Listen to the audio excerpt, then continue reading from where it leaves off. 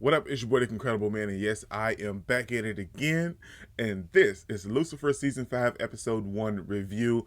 And be forewarned, man, since I'm breaking down the show itself and I'm reviewing each and every episode, there will be spoilers. So if you haven't seen it already, go watch it and then come back and check out my review, man.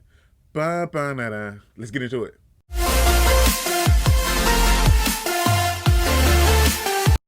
Season 5 of Lucifer is back, baby. Yes.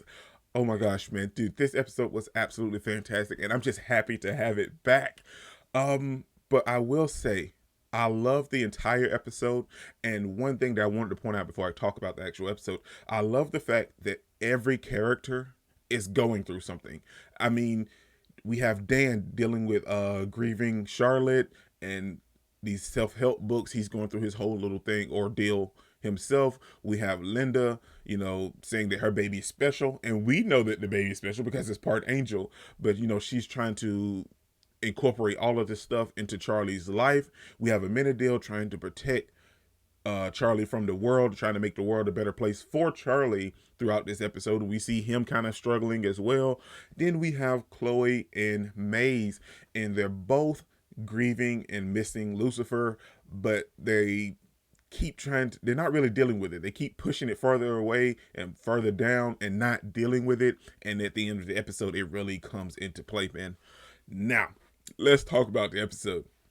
Dude, this episode was fantastic. It started off with Lucy, man. We get to see Lucy yet again, and we get to see Lee. Now, we haven't seen Lee, I want to say, since did he make an appearance in season 4? I can't remember. It's been a while since I've seen season 4, but I know he appeared in season 3 and season 2 for sure. But we get to see Lee again, and Lee's living his high life, his best life, and he's out here on a yacht just having a good time with all these women and everything, and this extravagant party. Lee's having a blast, and then all of a sudden we realize that this is his hell loop, and we see Lucifer kind of breaking it down for him, explaining to him and everything. And what I enjoyed was because throughout this whole entire episode, we see Lee and Lucifer having this back and forth, going back and forth with each other, and they kind of build like a bond. And we know how it led in the previous season is that Lucifer always used Lee, or it came from this and that to point. Lee was always trying to do something, and Lucifer stopping him. But what I love about this season is Lee gives some insight into Lucifer, and Lucifer gives some insight to Lee, but they ended up building kind of a bromance going throughout this whole episode. And the sad thing is that we won't really get any kind of inkling towards it anymore, because we know that Lucifer's eventually going to come back to Los Angeles. But I felt like I really wanted more of Lee and Lucifer's relationship, because Lee gave some insight to Lucifer and to us, explaining why Lucifer's doing what he's doing, why he's going through what he's doing, all along the line with Lucifer trying to help solve Lee's murder. And that's when the episode actually ties in and clicks together with what's actually happening on Earth, because Lee's dead. He's died multiple times in the hell loop, and he just keeps reliving it. But in real life on Earth, he's actually dead. And Ella, Maze, and Chloe are trying to solve his murder, because this season Maze is working with Chloe because Lucifer's not there, and we see their relationship and their friendship starting to bud. And I actually really enjoy their connection with each other, because they play so well off of each other with the one-liners and the jokes and the quips, and it's actually really good, and it's a different dynamic than what Chloe and Lucifer had together. So seeing Maze in that role with Chloe and Chloe in that role with Maze, it played off each other so well. And we have Ella over here dropping jokes like it's fun. So it was a good time. But on Earth, they're trying to solve Lee murder. Now, the fun thing with it is, like I said, when it ties into the episode, Lucifer is trying to solve Lee's murder in hell, and Chloe and Maze are trying to solve it on Earth. And it ties so much in together into the episode, because some of the people that ended up dying throughout this episode went to hell, and that allowed Lucifer to have a brief moment of connection with Chloe and understand what's going on, and help her solve the case without actually being there. I really really enjoyed it, man, because the one moment that I'm thinking about is when the dude that actually killed Lee was trying to escape Chloe, and Maze, and he died, that was their dead end. They didn't really know anything. They didn't know why he done it, how he done it, or who hired him, or anything, because the guy that we were actually chasing this episode, he didn't do it. He was a front, and he just wanted the recognition of killing Lee. But we learned that this dude is dead, and like, well, okay. The next thing you know, you see something cool transpire that we haven't seen throughout any of the seasons thus far, and that is the dude died, and Lucifer sent a demon to inhabit his body and tell Chloe some clues about the case itself. And the dude that the demon that was in the dude's body was kind of funny. He was like, "Yeah, yeah, yeah, you got this right, you got this right." And then he's talk, "Is that Master Keen?" So it was a nice, fun dynamic. The whole episode was fun, but then like when we dealt with the serious stuff, we dealt with the serious stuff, and the serious stuff is moments like with Amenadiel seeing that there's a drug deal going on inside of Lux because he's the new owner of Lux right now while Lucifer is away. And he wants to make the world a better place for his son. And that's any parent that wants to do that. And the thing is, we see Amenadiel going all out of his way. He's trying to arrest people for jaywalking and throwing trash away and littering and everything. So he's doing all of this unnecessary stuff, trying to make the world better for his son.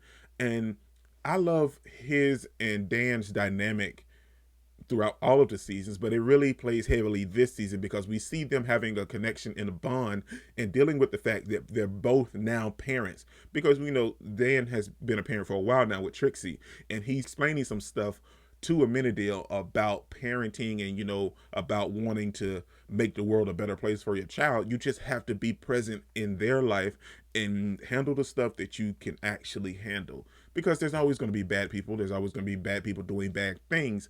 But I love their dynamic and their connection about this because they can both relate now because they're both fathers. Then we have Ella.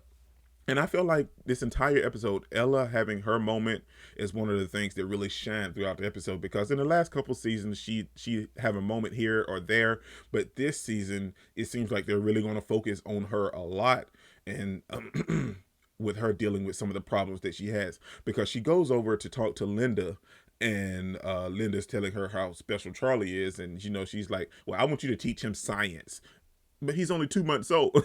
So I want you to teach him science. And she says, okay. But then she was like, then Linda tells her, well, do you want kids, or when are you going to start having kids? And she was like, well, I have to find the right guy first. And she was like, I always end up dating bad boys. And somehow she ends up sleeping with the one of the interests in the actual murder case of Lee. And that's what we see at the very ending of the episode, is her with this guy. But you can tell Ella is hurting. She's like hurting. Like you can see tears. They're not rolling down her face, but like her eyes are teared up, and Ella's hurting. So I really hope we get to see a lot of character development for Ella this season. Like, we love her character with the funny whips and quips and everything like that, but we're going to see I feel like we're going to see a more different, serious Ella along the lines in this season. Then we have the moments with Maze and Chloe, and it doesn't really get serious until towards the end of the episode. But Maze end up making a move on Chloe and sharing her feelings, and I feel like she only done it because they both missed Lucifer, and they don't really know how to act without him there. He was the kind of glue or bond that kept like the whole thing together, and everybody else are dealing with their own emotions and problems, so they're not really worried about it right now. But Chloe and Maze, he was more heavily tied into their lives, so they are feeling the effects of Lucifer being gone more than anybody else. And I felt like throughout this episode it showcased that they had fun, they went out drinking, they were partying, they were solving cases, and they built that connection. But at the same time, they never really dealt with the grief of missing Lucifer. And that's why I feel like Maze acted on it with a kiss and an emotional part for her and Chloe. I feel like that's the reason why it happened like it did, because neither one of them really acted on their feelings about missing Lucifer, and they just kept pushing it further down. And it's so sad, man, because I feel like Maze and Chloe would make a nice relationship, but we all know that how Chloe feels about Lucifer, and I feel like we know that Maze kind of feels her and Lucifer relationship is very different, but we know how she feels, and we know that both of them actually really miss him. Now we get to the end of the episode, and we see that Lee's case is pretty much solved. We see that some of his old crew members are actually the ones that hired the hitman to take him out, and they want the money. So then they come there to kill Lee's sister and Chloe, and they're outnumbered and outgunned.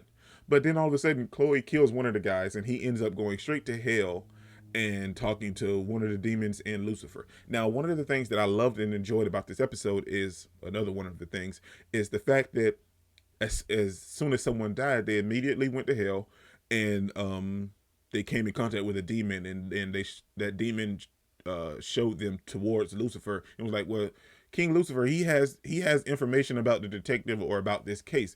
Now, I wish they would have flushed that out a little bit more in about the demons jumping inside the other people's body. I wish they would have flushed that out just a tad bit more, but I understand why they didn't, because then it would have took focus away from everything, because everything moved at a nice pace throughout this episode. But I felt like if they focused on how these people automatically went to hell and they came in contact with these demons and then they automatically talked to Lucifer, I really wish that part would have got flushed out a little bit more, but I'm not nitpicking because I really enjoyed this show. So then, like I said, we're at Meg's house, which is Lee's sister, and they're outnumbered and outgunned. And next thing you know, you hear Lucifer whistling the theme song, and he comes in and hello, bad guys. And it's the same thing from the trailer. But little do we know that that's Michael. And the thing is, what gave it away is because Lucifer, he wanted to intervene. He really wanted to intervene when that other minion got down to hell and was like, well, I have information on the detective. He wanted to intervene, and we thought he was going to intervene. And when we saw him at the house, I definitely thought that was him, but it wasn't. It was Michael in that very moment. And I feel like Chloe would definitely knew that, but like she was hurting and grieving, so she didn't really, her senses didn't really kick in, so she just assumed it was Lucifer. So I felt like in that moment, all thoughts kind of just went out the door, and she just like, well, this is Lucifer, and she just took it at face value. Then we have Maze tearing up Lucifer's piano, and we have Charlie, Linda, and Amenadiel having a nice happy time, and we see Dan kind of feeling emotional as well, and I'm assuming thinking about Charlotte and everything. So it wrapped up nicely, and I love the way that everything tied into each other throughout this entire episode. This is your boy Nick Incredible, man. Don't forget to smash the like button so you can't smash it anymore. Comment down below, and I'll be sure to respond to each and every one of them, and subscribe, but only if you really want to, man. Peace out. I ain't taking a backseat, I'm passing anybody else who is rapping. I'm nasty, ain't nobody able to catch me. They gasping, they cannot compare, they can't match me. I'm at half speed.